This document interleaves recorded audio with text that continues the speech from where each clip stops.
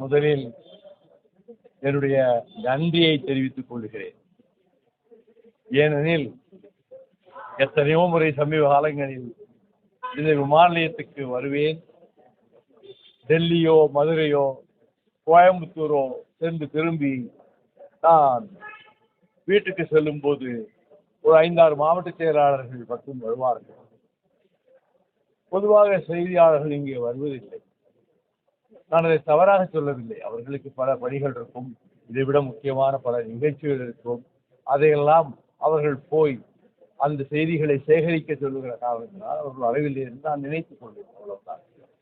இன்றைக்கு இப்பொழுது இருக்கின்ற சூழலில் நூற்றுக்கணக்கான கழக தோழர்கள், மாவட்ட செயலாளர்கள் வந்ததோடு செய்தியாளர்களும் தொலைக்காட்சி ஊடக நண்பர்களும் பெருமளவிலே இங்கே வந்திருப்பதை பார்த்து நான் மகிழ்ச்சி அடைவதோடு உங்களுக்கு என்னுடைய நன்றியை மீண்டும் தெரிவித்துக் கொள்கிறேன். மறுமலர்ச்சி திராவிட முன்னேற்ற கழகம் தன் கட்டமைப்பை வலுப்படுத்திக் கொள்ளுகின்ற குறிக்கோளோடு 7 மண்டலங்களாக தமிழகத்தை பிரித்து ஒவ்வொரு மண்டலத்திலும் 7 அல்லது 8 அல்லது 9 மாவட்ட கழகங்கள் அதை உள்ளடக்கியதாக இருக்கும். அந்த 7 மண்டலங்களிலும் நான் எங்களுடைய அவைத்தலைவர், பொருளாளர், துணை பொதுச் செயலாளர்களோடு சென்று கழகத்தின் முன்னணி சொற்பொழிவாளர்களை அழைத்துக் கொண்டு சென்று ஒவ்வொரு இடத்திலும் ஆயிரக்கணக்கான தோழர்கள் வந்தது எனக்கே பிரமிப்பூட்டியது. நான் அவ்வளவு கூட்டங்களை சமீப காலத்திலே பார்த்ததில்லை. அந்த 7 மண்டலங்களிலும் 7 நாட்கள் வெற்றிகரமாக அந்த செயல் வீரர்களை கூட்டி திருச்சி மாவட்டத்தில் காவிரி ஆற்றங்கரையில் செப்டம்பர் 15 பேரறிஞர் அண்ணா அவர்களினுடைய பிறந்தநாள் விழா மாநாட்டை மிக பிரம்மாண்டமாக நடத்துவதென்று திட்டமிட்டிருக்கக்கூடிய மாவட்ட செயலாளர்கள், அந்த மாவட்டங்களுக்கு உட்பட்ட ஒன்றிய, நகர, பேரூர், கிளைக்கழக நிர்வாகிகளோடு வந்து சந்தித்த போது திருச்சி மாநாட்டுக்கு அவர்கள் ஒவ்வொரு பகுதியிலிருந்து பல்லாயிரக்கணக்கிலே வருவதாக சொன்னார்கள்.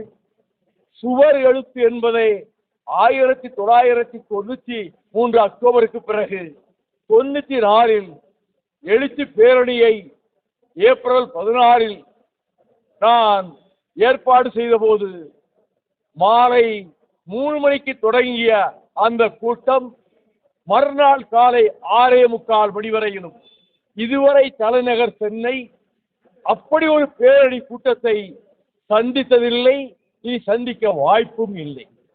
அத்தனை லட்சம் பேர் தமிழகம் புறாவிலிருந்து திரண்டு வந்து அந்த பேரணியை நடத்தி காட்டினார்கள்.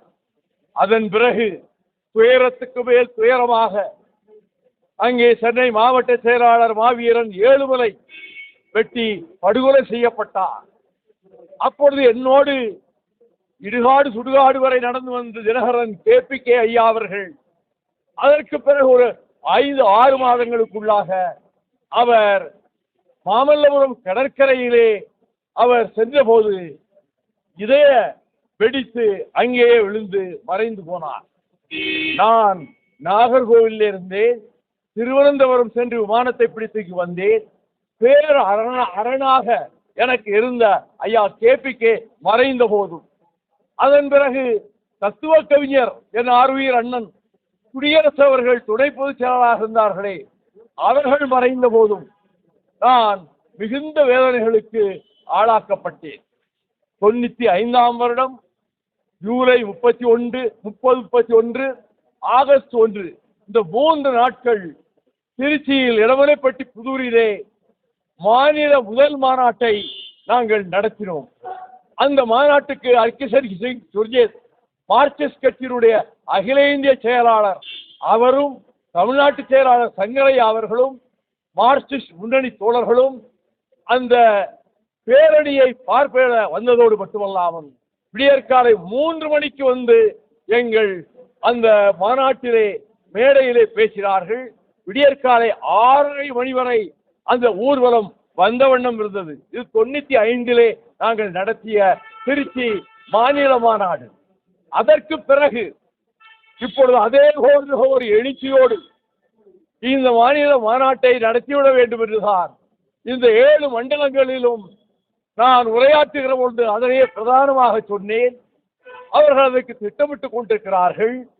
அதே போல செப்டம்பர் 15 இங்கே 1998 மறுமலர்ச்சி பேரணி என அறிவித்து இந்திய நாட்டின் தலைமை அமைச்சர் அடல் பிஹாரி வாஜ்பாய் அவர்களையும் உள்துறை அமைச்சர் லால் கிஷன் அத்வானி அவர்களையும் ஜனதா கட்சியிலே முன்னணி தலைவர் ஜார்ஜ் பெர்னாண்டஸ் அவர்களையும் காஷ்மீர் முதலமைச்சர் டாக்டர் ஃபருக் அப்துல்லா அவர்களையும் பஞ்சாப் முதலமைச்சர் பிரகாஷ் சிங் பாதல் அவர்களையும் பாட்டாளி மக்கள் கட்சி தலைவர் ஐயா மருத்துவர் ராமதாசு அவர்களையும் இவர்களை எல்லாம் இந்தியா பூராவிலும் முக்கியமான இடங்களிலே இருந்த தலைவர்களோடு கடற்கரையிலே மாலை பேரணியை வாஜ்பாய் மற்ற தலைவர்களும் 5 மணிக்கு பார்வையிட்டு விட்டு வந்து திரும்ப மேடைக்கு இரவு 10 மணிக்கு வந்தார்கள். வாஜ்பாய் பேச எழும்போது நள்ளிரவு 1 மணி ஆகிவிட்டது. அந்த பேரணியில் தான் வைகோவினுடைய நெடுங்காலம் அல்ல, தமிழர்களின் நெடுங்கால கோரிக்கையான சேது சமுத்திர கால்வாய் திட்டத்தை எங்கள் அரசு நிறைவேற்றும், வைகோவின் வேண்டுகோளை ஏற்று என்று பிரகடனம் செய்தார். மறுநாள் ஐயா மூப்பனார் அவர்கள் அமெரிக்காவிலிருந்து என்னை தொலைபேசியில் அழைத்து, நான் பிரதமர் இந்திரா காந்தி அம்மையாருடைய தரையோ நிகழ்ச்சிகளுக்கு சென்றிருக்கிறேன், இரவு 10 மணிக்கு மேல் பிரதமரை பேச அவர்களுக்கு பாதுகாப்பு கொடுக்கக்கூடிய அமைப்புகள் அனுமதி தராது. அந்த ப்ளூ புக்கிலே பிரைம் மினிஸ்டர் கூட்டங்கள் இரவு 10 மணிக்குள் முடிக்க வேண்டும் என்று இருக்கிறது. அப்படித்தான் நான் கூட எத்தனையோ தமிழ்நாடு இந்தியா புறாவும் சென்றிருக்கிறேன். என்ன சொப்புப்படி போட்டாய், ராத்திரி 1 மணிக்கு பிரதமர் வாஜ்பாய் பேசி இருக்கிறாரே என்று கேட்டபோது, ஒன்றும் இல்லையா அவர்கிட்ட சொன்ன, கூட்டம் பல லட்சக்கணக்கில் வந்திருக்காங்கன்னு. அவர் பொறுமையா அங்கே ஆளுநர் மாளிகையிலே இருந்து விட்டு இரவு 11 மணிக்கு மேடைக்கு வந்து 1 மணிக்கு பேசினார். அவரை வழியனுப்ப இதே விமான நிலையத்துக்கு நான் வந்தபோது கவர்னர் மாளிகையிலிருந்து புறப்பட்ட பிரதமர் அவரோடு ஏற முயன்ற கவர்னரை, ஆளுநரை, நீங்க வேற காரில் வாங்க, இங்க நான் பிரதமர் வைகோவை கூட அழைச்சிட்டு போக போறேன்னு சொல்லி என்னையும் அவருடைய இருக்கைக்கு பக்கத்திலே உட்கார வைத்து அழைத்து வந்தார். தமிழகத்தின் முதலமைச்சராக இருந்த முத்தமிழறிஞர் டாக்டர் கலைஞர் அவர்கள் தலைமை அமைச்சரை வழியனுப்ப இங்கே வந்தபோது அவர் பிரதமர் வரும்போது வந்திருந்தார். அதற்கு பிறகு 93க்கு பிறகு 98 5 ஆண்டுகள் கழித்து பார்த்த என்னை வெளியே நின்று கொண்டு என்னை அழைத்து உள்ளே கூட்டி வர சொல்லி KS ராதாகிருஷ்ணன் தகவலை எனக்கு சொல்ல, நான் அவர்கள் அமர்ந்திருந்த இடத்துக்கரையே சொன்னபோது முத்தமிழறிஞர் அவர்கள் தன்னுடைய கரத்தை நீட்டி என் கரத்தை பற்றி கொண்டார். மறுநாள் பிரதமர், அதற்கு பிறகு பிரதமர் வாஜ்பாய் அவர்களிடத்திலே நான் மாலையிட சென்ற போது பக்கத்திலே நின்று இருந்த டாக்டர் கலைஞரிடம் வாஜ்பாய் சொன்னார், you have lost a sincere friend 5 years back. Now he has come again here to see me also and yourself. இப்படி சொன்னார். அதற்கு பிறகு அவர் விடைபெற்று சென்ற பிறகு பத்திரிகையாளர்கள் எல்லாரும் சூழ்ந்து கொண்டு முதலமைச்சர் கலைஞர் அவர்களிடத்தில் இன்றைக்கு இவ்வளவு கூட்டமாக வந்திருக்கார்கள், பிரதமர் நிகழ்ச்சி நேற்று நன்றாக இருந்தது என்று சொன்னபோது இது MDMK என்றார். அந்த மாதிரி வார்த்தை சிலம்பம் ஆடுவதிலே அவருக்கு நிகர் யாரும் கிடையாது. MDMK என்று சொல்லிவிட்டு இது MDMK என்று என்னையும் என்னுடைய சக தோழர்களையும் பார்த்து சுட்டிக்காட்டி சென்று விட்டார். இதற்கு பிறகு நான் சொல்லுகிறேன், இப்பொழுது ஒரு பெரிய இடைவெளிக்கு பிறகு இந்த மாநில ஆண்டுதோறும் நாங்கள் அண்ணாவுக்கு மாநில மாநாடு, மாவட்ட மாநாடாக 94 இருந்து தொடர்ந்து நடத்தி கொண்டே இருக்கிறோம். ஒரு வருடம் கூட நாங்கள் அந்த கடமையில் தவறியவர்கள் அல்ல.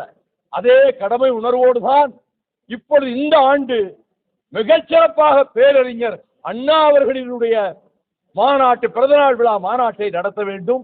ஏனெனில் இந்துத்துவ சக்திகள், RSS, BJP வட்டாரங்கள் இந்த தமிழகத்தை கபலீகரம் செய்து விடலாம் என்று கருதி கொண்டு அவர்கள் இங்கே கால் உண்ட முயற்சிக்கிறார்கள்.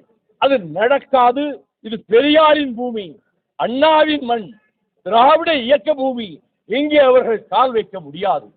அவர்கள் எத்தகைய முயற்சி பண்ணினாலும் சரி, எத்தனை கோடிகளை யாருக்கு வாரி இறைத்தாலும் சரி, அவர்களிலே நிச்சயமாக அவருடைய மனக்கோட்டை மண்கோட்டையாக தகர்ந்து போகும், தவிடுபடியாகும் என்பதை சொல்லிக்கொண்டு வருகிற சட்டமன்ற தேர்தலில் 2026 திராவிட முன்னேற்ற கழகத்தின் தலைமையிலான இந்த கூட்டணி நிச்சயமாக வெற்றி பெறும் என்பதோடு திராவிட முன்னேற்ற கழகம் தனித்த மெஜாரிட்டியை, இண்டிவிஜுவல் மெஜாரிட்டி, அப்சல்யூட் மெஜாரிட்டி அவர்களுக்கு கிடைக்கும்.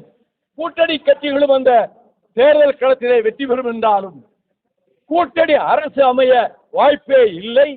திமுக தனியாகவே அரசு அமைக்கும், ஆட்சி அமைக்கும் என்பதையும் இந்த நேரத்தில் செய்தியாளர்கள் மூலமாக தமிழக மக்களுக்கு நான் தெரிவித்துக் கொள்கிறேன். 6 ஆண்டு ராஜ்யசபா பதவிக்காலம் முடிந்திருக்கு. ஆமா, வைகோவுடைய குரல் மீண்டும் நாடாளுமன்றத்தில் வாய்ப்பு. நான் குட் பை சொல்லிட்டு வந்துட்டேன் பார்லிமெண்ட்டுக்கு. இந்த வருங்காலத்தில் வாய்ப்புகள் கிடைக்கப்பெற்றால் நான் அந்த கற்பனைகளிலேயோ கனவுகளிலேயோ இல்லை. என் கடமையை நான் செய்திருக்கிறேன். அந்த நாடாளுமன்றத்தில் அத்தனை தலைவர்களும் கட்சிக்காரர்களும் என்னை மிகவும் நேசிக்கக்கூடியவர்கள். அவர்கள் இன்று என்னுடைய உரைக்கு பிறகு ஒவ்வொருவராக வந்து எனக்கு வாழ்த்தும் பாராட்டும் சொல்லி இந்த அவைக்கு திரும்பவும் அவர் வர வேண்டும் என்றெல்லாம் தலைவர்கள் பேசினார்கள். நான் அதற்கு அவர்களிடத்தில் எந்த பதிலும் சொல்லவில்லை. நான் இப்பொழுது மீண்டும் திட்டமிட்டு நாளை அல்லது நாளை மறுநாள் தமிழகத்தில் முக்கியமான இடங்களில் இஷ்யூ பேஸ் எந்தெந்த பிரச்சனைகளில் தமிழ்நாட்டை பாதுகாத்தோம், எந்தெந்த பிரச்சனைகளில் தமிழ்நாட்டின் உரிமைகளை பாதுகாத்தோம், ஸ்டெர்லைட்டை எப்படி விரட்டி அடித்தோம், இப்பொழுது மீண்டும் ஸ்டெர்லைட்டை திறக்க வேண்டும் என்று ஆயிரக்கணக்கான ரூபாய்களை வாரி வீசி தினம் 500 பேரை கொண்டு வந்து நிற்க வைத்து ஆர்ப்பாட்டம் செய்து கொண்டிருக்கிறது நாசகார ஸ்டெர்லைட் நிறுவனம். ஆக ஸ்டெர்லைட் நிறுவனம் என்ற தலைப்பில் தூத்துக்குடியிலே முதல் பொதுக்கூட்டத்தை தேதி முடிவாகவில்லை, நடத்தலாம் என்று கருதி இருக்கிறது. அதே போல முல்லை பெரியார் பிரச்சனைக்கு கம்பத்திலே ஒரு கூட்டம், இந்திய ஆதிக்கத்தை எதிர்க்கக்கூடிய வகையிலே திருப்பூரிலே ஒரு கூட்டம், அதை போலவே காவிரி ஆற்றங்கரையிலே காவிரி தீரத்தை பற்றி குடந்தையிலே ஒரு கூட்டம், திண்டுக்கல்லிலே ஒரு கூட்டம், இன்னும் 2 இடங்களை இங்கே சென்னை அடுத்துள்ள வட்டாரங்களில் உள்ள ஒரு 2 இடங்களை தேர்ந்தெடுக்க வேண்டும் என்று யோசனை செய்திருக்கிறோம். நாளை பகலுக்குள் பத்திரிகை குறிப்பிலே 7 நாட்கள் 7 பிரமாண்ட பொதுக்கூட்டங்கள், அத்தனை கூட்டங்களிலும் நான் கலந்து கொள்வேன் என்று நாளை பிற்பகலுக்குள் நான் பத்திரிகைகளுக்கு அறிக்கை தர தயாராக இருக்கிறேன். நாடாளுமன்றத்துக்கு சொல்றீங்க, சட்டமன்ற தேர்தல் சட்டசபைக்கு வைத்து இதெல்லாம் தேர்தல் வரும்போது ஒரு மாசம் 40 நாளைக்கு முன்னாடி பேச வேண்டிய விஷயங்கள். அதை பற்றி இப்போ எந்த கருத்து நான் சொல்ல முடியும்.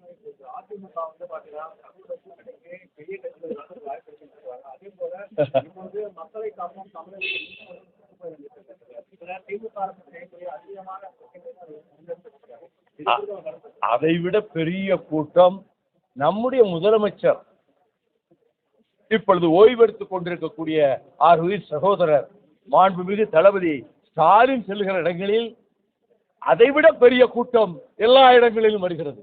லட்சக்கணக்கிலே திரண்டு வருகிறார்கள். திராவிட முன்னேற்ற கழகத்தை தமிழக மக்கள் நேசிக்கிறார்கள், ஆதரிக்கிறார்கள் என்பதற்கு அதுதான் சாட்சியங்கள். அரசியல் எதுவும் மாறக்கூடிய நிலையில விஜய் இப்போ கட்சியில் குறைஞ்சிருக்காரு. அவரும் தன்னோட நான் கட்சியிலும் ஆட்சியில பங்கு சொல்லியிருக்காரு. மக்கள் நல கூட்டணி உருவாகினது போது மீண்டும் அது போல ஒரு கூட்டணி உருவாகிறதுனால வாய்ப்பு இருக்காரு. அதுபோல ஒரு கூட்டணி உருவாக வாய்ப்பு இருப்பதாக எனக்கு தெரியவில்லை. திராவிட முன்னேற்ற கழகத்தின் தலைமையிலான கூட்டணி உறுதியாகவும் கம்பீரமாகவும் பலமாகவும் நல்ல நேசத்தோடும் இந்த கூட்டணி இருக்கிறது. ஆகவே இங்கே சலனத்துக்கோ சஞ்சலத்துக்கோ இந்த கூட்டணியில் உள்ள எந்த கட்சிக்கும் அந்த ஒரு துளியளவு எள்ளளவு எண்ணம் கூட இந்த கட்சி தலைவர்களுக்கு கிடையாது என்பதை நான் தெளிவுபடுத்தி விடுகிறேன்.